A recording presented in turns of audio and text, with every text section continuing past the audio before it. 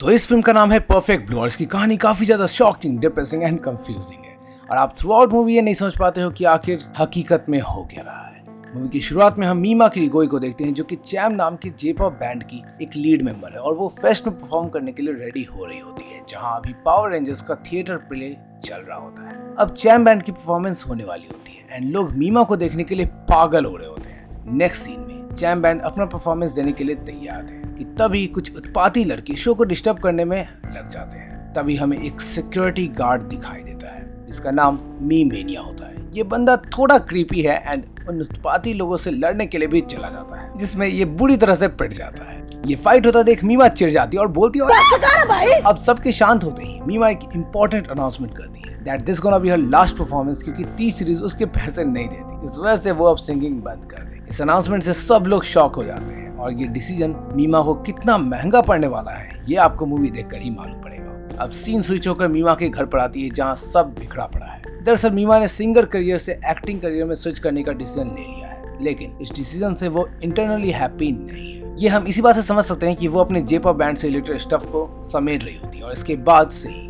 मीमा के लाइफ में गड़बड़ होना शुरू हो जाती है। उसे वियर्ड फैन लेटर्स मिलते हैं जिसमें कुछ लिंक होता है, अननोन नंबर से कॉल आता है जो अचानक कट भी हो जाता है और यहाँ तक कि गद्दार लिखा हुआ क्रीपी सा उसे फैक्स भी मिलता है जिससे मीमा काफी ज्यादा डर जाती है। मतलब समझे देगा कि कोई फैन स्टॉकर उसके इस डिसीजन से बहुत ही नाराज है और अब वो कौन है ये हम आगे जानेंगे। नेक्स्ट सीन फिल्म स्टूडियो का होता है जहाँ वो अपने डायलॉग रिहर्स कर रही होती है। उसके साथ उसकी मैनेजर रूमी भी होती है जिससे वो अपने पिछले दिनों के इंसिडेंट को शेयर करती है कि उसे फैन लेटर्स में कुछ वियर्ड चीजें लिखी हुई मिली थी। इस पर रूमी बताती है कि ये किसी वेबसाइट का लिंक है। इसके बाद सेट पर मीमा को अपना एक्ट परफॉर्म करने के लिए बुलाया जाता है जिसके लिए वो काफी नर्वस थी जबकि सरप्राइजिंगली उसे सिर्फ एक ही लाइन बोली थी। एनीवेज रीटेक्स पर रीटेक्स के बाद और कल वाले इंसिडेंट से मीमा को ऐसा फील हो रहा होता है जैसे सब उस पर हंस रहे हो और इससे मीमा काफी ज्यादा डिमोटिवेट हो जाती है। मीमा के मन में ये सब चल रहा था कि वो कैसे अपना बेस्ट परफॉर्म करे कि सेट पर जोर का ब्लास्ट होता है और मीमा का एजेंट तादो कोरो घायल हो जाता है। एक्चुअली मीमा को फैन मेल आया था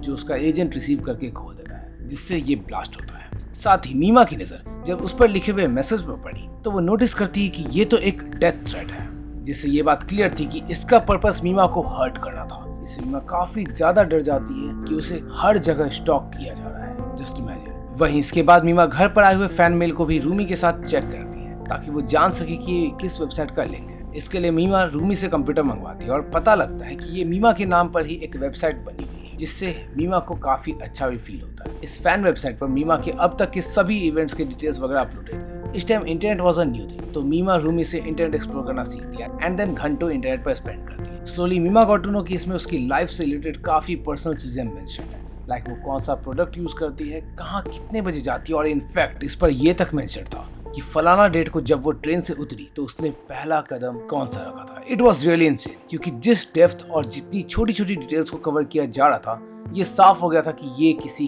क्रीप का काम है और इससे मीमा शॉक्ड रह जाती है और काफी ज्यादा अनकंफर्टेबल फील करने लगती है। बेसिकली हम समझ पाते हैं कि अभी मीमा की लाइफ में कुछ भी सही नहीं चल रहा था और इन सब से वो मेंटली ड्रेन्ड हो रही है। उसके फैंस उससे नाराज हो चुके थे, उसका एक्टिंग करियर सही नहीं चल रहा था, वो सिंगिंग करियर छोड़ने के डिसीजन से भी खुश नहीं थी, उसके हर कदम को स्टॉक किया जा रहा था and on top of all this उसकी जान पर भी खतरा था। बट इतना कुछ होने के बावजूद वो किसी से ये सब शेयर नहीं करती है, अज्यूमिंग कि जिस दिन वो एक बड़ी एक्ट्रेस बन जाएगी ये सब चीजें खत्म भी हो जाएगी। नेक्स्ट डे वो अपनी एजेंसी में जाती है जो उसे मैनेज कर रही थी। वहाँ उसकी मुलाकात चैम ग्रुप से होती है जो उसके बिना और भी ज्यादा तेजी से ग्रो कर रही थी। इनफैक्ट चार्ट बस्टर्स रिकॉर्ड तोड़ रही थी। मीमा चैम ग्रुप और उसके एजेंट को इस सक्सेस को सेलिब्रेट करते हुए देखती है जिससे वो अब अपने डिसीजन पर भी रिग्रेट करने लगी थी क्योंकि वो पुराने कॉन्सर्ट वाले दिनों को मिस कर रही थी और उसे फोमो फील हो रहा था, मतलब कि fear of missing. Next scene में हम मीमा को एक्टिंग करते हुए देखते हैं लेकिन उसका अब भी स्मॉल सीन ही था जिस वजह से मीमा का एजेंट तादो कोरो सीरीज के राइटर से मीमा को सिग्निफिकेंट रोल देने के लिए बात करता है जिस पर राइटर बताता है कि वो एक न्यू एपिसोड लिख रहा है जिसमें मीमा को बहुत ज्यादा इंपॉर्टेंट रोल मिलेगा और उसे ज्यादा फुटेज भी मिलेगी। अब तादो कोरो, रूमी और मीमा साथ में मीटिंग करते हुए दिखते हैं जिसमें ताडो बताता है कि राइटर मीमा के कैरेक्टर को एक्सप्लिसिट बोल्ड सीन देगा जिससे मीमा का कैरेक्टर काफी सिग्निफिकेंट हो जाएगा। इसमें न्यूडिटी वगैरह भी होंगे और मीमा को वॉयलेट किया जाएगा इस रोल डिस्क्रिप्शन से रूमी काफी गुस्सा हो जाती है क्योंकि वो करियर की शुरुआत में मीमा को ऐसे सीन्स नहीं करने देना चाहती थी। दरअसल इससे इंडस्ट्री में मीमा की ऐसी ही निगेटिव इमेज बन जाएगी और फर्दर उसे ऐसे ही सीन्स मिलेंगे और वो टाइपकास्ट करती जाएगी। रूमी मीमा से इस टॉपिक पर बात करने जाती है, लेकिन मीमा साफ बोल देती है कि उसे एक सक्सेसफुल एक्ट्रेस बनना है, तो वो ऐसे सीन्स को एक हर्डल के रूप में देखती है और वो इसे करने के लिए मान जाती है। अब वो मेट्रो से जा रही होती है जहाँ उसे रिफ्लेक्शन में उसकी ओल्ड सेल्फ दिखती है, जो प्रेजेंट वाली मीमा को कहती है कि तुम्हें उस कॉम्प्रोमाइजिंग सीन के लिए एग्री नहीं करना चाहिए था। और ये फर्स्ट टाइम था जब वो अपने इनर सेल्फ से बात करती है। यहाँ बेसिकली मीमा के थॉट्स आपस में कोलाइड कर रहे हैं and she is confused that what she should do. इसके बाद स्टूडियो का सीन आता है जहाँ उसी सीन को शूट करने की तैयारी हो रही थी। सीन शुरू होती है और मीमा स्ट्रिपिंग करने लगती है। सीन अब काफी इंटेंस हो जाती है एंड वो एक कॉम्प्रोमाइजिंग पोजीशन में भी आ जाती है। मीमा इस सीन में काफी एग्जॉस्ट हो चुकी थी, लेकिन डायरेक्टर को ये सीन पसंद नहीं आता, तो वो उसे दूसरे एंगल से रीशूट करने को कहता है, जिसके बाद मीमा को वॉयलेट करने का सीन शूट होने लगता है। मीमा पेन में चीख रही होती है और इस सीन को देख रूमी भी रोने लगती है। वहीं ऑलरेडी टेंस्ड मीमा इससे इतना थक चुकी थी कि वो बेहोश हो जाती है। इन सब इंसिडेंट से मीमा का मेंटल पीस बहुत ज्यादा खराब हो चुका था कि वो खुद के ओल्ड सेल्फ को हर जगह देखने लगी थी और इनफैक्ट अब वो उससे बातें भी करने लगती है। अब आगे हम मीमा को उसके वर्स्ट फेज में देखते हैं जहाँ अकेले में उसका ब्रेकडाउन होता है, लेकिन वो ये सब अपने मन के अंदर ही दबा कर रखती है और बाकी लोगों के सामने अपना बेस्ट सेल्फ पोर्ट्रे करती है। कुछ दिनों में मीमा का वही कंट्रोवर्शियल सीन पॉपुलर हो जाता है एंड न्यूज में कवर होने लगता है। वही मीमा वो फैन वेबसाइट चेक करने लगती है जिसमें मीमा की पर्सपेक्टिव से रिप्लाईज लिख रहा था कि मेरी मदद करो, मैं ऐसे सीन और नहीं करना चाहती। राइटर की गलती है एंड अगेन मीमा को ओल्ड सेल्फ को कंप्यूटर में इमेजिन करती है, जिससे वो डिस्टर्ब हो जाती है। दूसरी तरफ हमें वो राइटर दिखता है जिसने वो सेक्सुअल सीन्स लिखे। वो पार्किंग में खड़ा होता है कि तभी अचानक से उसे एक सॉन्ग सुनाई देती है। जैसे ही लिफ्ट आती है वो देखता है कि लिफ्ट में रखे स्पीकर से ये सॉन्ग प्ले हो रहा था और ये बिल्कुल ही हॉरिफाइंग जैसा माहौल क्रिएट हो चुका था। जिसके बाद सीन डायरेक्ट 5th फ्लोर पर शिफ्ट होता है, जहाँ जैसे ही लिफ्ट का दरवाजा खुलता है हमें राइटर की बॉडी दिखती है। किसी ने राइटर को बहुत ब्रूटली मौत के घाट उतार दिया था और उसकी आंखों को भी निकाल दिया था। वही हमें मीमा दिखती है जो सेड्यूसिंग सीन्स करने लगी थी। वो न्यूड फोटोशूट करवा रही थी और अब इंडस्ट्री में बने रहने के लिए उसे वैसे ही सीन्स करने पड़ते थे, मतलब कि यहाँ उसे टाइपकास्ट कर दिया गया था। इसके बाद हमें फिर से मीमानिया दिखता है जो चैम बैंड के परफॉर्मेंस को देख रहा होता है कि तभी वो हेलुसिनेट करता है कि चैम बैंड में मीमा भी वापस से ज्वाइन कर चुकी है। इससे हमें हिंट मिलता है कि मीमा के इस डिसीजन का मीमानिया पर भी गहरा इम्पैक्ट हुआ है। वही मार्केट में मीमा की सेमी नेकेड और सेड्यूसिंग शॉट्स की जगह कंप्लीटली नेकेड फोटोज रिलीज कर दी जाती है, जिससे वो बहुत ही अशेम्ड, हर्ट और बिट्रेड फील करती है। लेकिन मीमा के साथ मीमानिया भी इससे बहुत ज्यादा हर्ट फील हुआ था, जिस वजह से वो लिटरली मार्केट में जाकर मीमा की सारी न्यूड फोटोज, बॉक्स वगैरह खरीद कर घर ले आता है ताकि कोई और उसकी आइडल को इस तरह से ना देखे। मीमानिया भी ओल्ड मीमा को अकेले रूम में बैठकर इमेजिन करने लगता है, जो उसे ऐसा करने के लिए थैंक्स तक बोल रही होती है। इसके बाद मीमा हमें शूटिंग कर रही दिखती है, जो शूटिंग में भी फोकस नहीं कर पा रही थी। इसके बाद वो अपनी एजेंसी में जाती है जहां वो चैम बैंड का पॉडकास्ट देखती है, but she feels as if उनके पॉडकास्ट के साथ मीमा की ओल्ड सेल्फ भी बैठी हुई है, जो प्रेजेंट मीमा को उसके डिसीजन के लिए टीज कर रही है। मीमा उस इमेजिनरी ओल्ड मीमा को चेज करने लगती है, जिस प्रोसेस में वो खुद को काफी ज्यादा हर्ट कर लेती है और ट्रक से मीमानिया भी उसे ठोक देता है। But she wakes up and realises कि कुछ चीजें सिर्फ ड्रीम में ही हो रही थी। वो अब रूमी से इस बारे में बात करती है, जो उसे समझाती है कि उसे इस फैन वेबसाइट पर ज्यादा ध्यान नहीं देना चाहिए क्योंकि इससे उसके दिमाग पर बुरा इफेक्ट हो रहा है। तभी हमें मालूम पड़ता है कि वो शूटिंग पर है, बट अगेन डायरेक्टर चिल्लाता है और मीमा नींद से जग जाती है एंड वापस से रूमी से बात करने लगती है। इस पॉइंट पर उसका ब्रेन इतना खराब हो चुका था कि वो जागते हुए भी सपने देख रही होती है और कुछ भी समझ नहीं पा रही थी कि क्या ड्रामा है एंड क्या रियल। इनफैक्ट हमारे लिए भी ये समझना मुश्किल होता है कि आखिर यहाँ हो क्या रहा है और रियलिटी क्या है। खैर अब सीन स्विच होकर उस कैमरामैन पर जाता है जिसने मीमा की न्यूड फोटोज को शूट किया था और यहाँ पिज्जा डिलीवरी बॉय की ड्रेस में एक लड़की आती है उसके घर पर। वो उसकी जान ले लेती है और आंखें भी निकाल देती है, बिल्कुल जैसा स्क्रिप्ट राइटर के साथ हुआ था। एंड ये कोई और नहीं बल्कि खुद मीमा ही थी।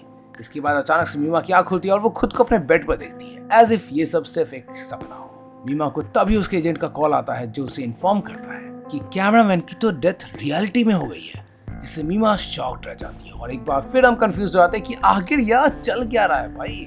इसके बाद जब वो उतरकर अपने कपबोर्ड की तरफ देखती है तो देखकर शॉक रह जाती है क्योंकि वहां वही पिज्जा बॉय का ड्रेस रखा होता है। मतलब साफ है कि उसने ही कैमरामैन की जान ली है। अब नेक्स्ट सीन स्टूडियो का था जहां मीमा को एक मर्डर सीन शूट करना होता है और वो यहाँ डेड बॉडी में कैमरामैन को इमेजिन करने लगती है, जिससे वो बेहोश हो जाती है। एक बार फिर उसकी आंख खुलती है और वो अपने सामने एक लेडी को देखती है जो उससे कुछ क्वेश्चन पूछती है एंड इसके बाद वो रूम से बाहर आती है। यहाँ हमें मालूम पड़ता है कि ये लड़की साइकियाट्रिस्ट है and we got to know कि मीमा को डिसोसिएटिव आइडेंटिटी डिसऑर्डर है एंड ये कत्ल मीमा की ही दूसरी पर्सनालिटी ने किया है। एंड बस तभी आवाज आती है कट और हमें दिखता है कि ये भी एक सीन ही था जिसे मीमा ने अच्छे से डिलीवर किया था और सब उसकी एक्टिंग से खुश थे। और बस हम कंफ्यूज हो जाते हैं कि रियलिटी क्या है और ड्रामा क्या। रूमी अब उसके पास आकर उसे एक्टिंग के लिए अप्रिशिएट करती है। मीमा अब चेंजिंग रूम की ओर बढ़ती है जहाँ उसकी मुलाकात उसी एक्ट्रेस से होती है जिसने साइकाइट्रिस्ट की एक्टिंग की थी, लेकिन मीमा उसे डॉक्टर ही कहकर रेफर करती है। एंड उसके जाते ही उसी गैलरी में मीमेनिया भी उसे दिख जाता है जो मीमा को पकड़ लेता है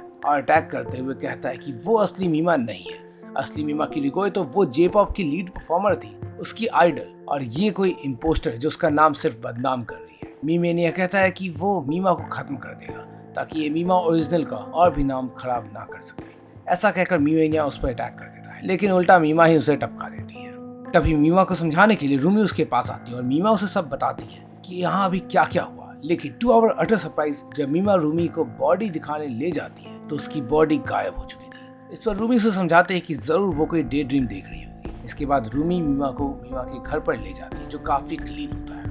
मीमा यहाँ से तादोकोरो को कॉल करती है, लेकिन तादोकोरो की ऑफिस में उसकी लाश दिखती है, यानी उसकी जान जा चुकी है और उसकी भी दोनों आंखें निकाल दी गई थी। एंड उसके साथ में मीमेनिया की भी लाश पड़ी थी। मतलब मीमा ने कोई सपना नहीं देखा था। लेकिन आखिर कौन है जो सबकी जान ले रहा है? मीमा अब रूम के अंदर से बाहर क्यों देखती है और बाहर सब कुछ बदला हुआ था। एंड तभी पीछे से रूमी आती है जो अपना हुलिया जे-पॉप मीमा की तरफ बनाई हुई थी। एंड हम समझ पाते हैं कि ये रूम मीमा का नहीं है। ऐसे में मीमा उससे पूछती है कि वो ओल्ड मीमा की तरह ड्रेसअप क्यों की हुई है, तो रूमी इसका बड़ा ही अजीब जवाब देती है। वो कहती है कि यहाँ रूमी है ही नहीं और वो घर जा चुकी है। रूमी आगे बोलती है कि मैं जे-पॉप आइडल हूँ और तुम फेल्ड एक्ट्रेस, तुम मेरे रास्ते से हट जाओ, और बस इतना कहकर वो उसे धक्का दे देती है। मीमा अब रूमी से भागने लगती है, लेकिन रूमी उसका पीछा करती है और उसे हर्ट करने लगती है। ये काफी लंबा चेस सीन होता है जिसमें एक टाइम पर मीमा रूमी को ओवरपावर कर देती है। वो उसके सर से विग छीन लेती है जिससे रूमी होश में आ जाती है। अब रूमी विग पहनने के लिए झुकती है और खुद को घायल कर लेती है। इसके बाद रूमी बीच रोड पर आ जाती है और बस उसका टाइम होने से पहले ही मीमा उसे बचा लेती है और दोनों रोड पर बेहोश मिलती है। अब कहानी कुछ महीने आगे शिफ्ट होती है जहां हम मीमा को एक मेंटल हॉस्पिटल में देखते हैं जहां वो रूमी से मिलने आई हुई थी। डॉक्टर से बात होने टाइम उसे पता लगता है कि अब रूमी ठीक हो रही है, लेकिन अभी भी मेजरली वो अपने जे-पॉप वाली पर्सनालिटी में ही होती है, लेकिन कभी कभी वो रूमी में भी स्विच होती रहती है। और बस लास्ट सीन में स्काई दिखता है जो कि कम्प्लीटली ब्लू हो चुका था और मूवी यहीं पर खत्म हो जाती है। साथ में हम ये भी समझ पाते हैं कि इन सब के पीछे कोई और नहीं बल्कि रूमी ही थी जो मीमा के सिंगिंग करियर को छोड़ने के कारण मीमेनिया के साथ मिलकर काफी कुछ प्लान कर रही होती है। इसी वजह से जब गैलरी में मीमेनिया का मर्डर मीमा कर देती है तो उसके बाद उसे रूमी दिखती है। लेकिन इंटरनेट पर इसको लेकर कई और थ्योरीज भी है और लोगों का अलग अलग ओपिनियन है। वैसे तुम लोगों को क्या लगता है इन सब मर्डर के पीछे कौन था और किसने सबकी जान ली? कमेंट में अपनी ओपिनियन जरूर बताना। और अगर तुम्हें ऐसे ही किसी और मूवी को एंजॉय करना है तो डिस्क्रिप्शन में दिए गए लिंक से हमारे टेलीग्राम चैनल को ज्वाइन कर सकते हो।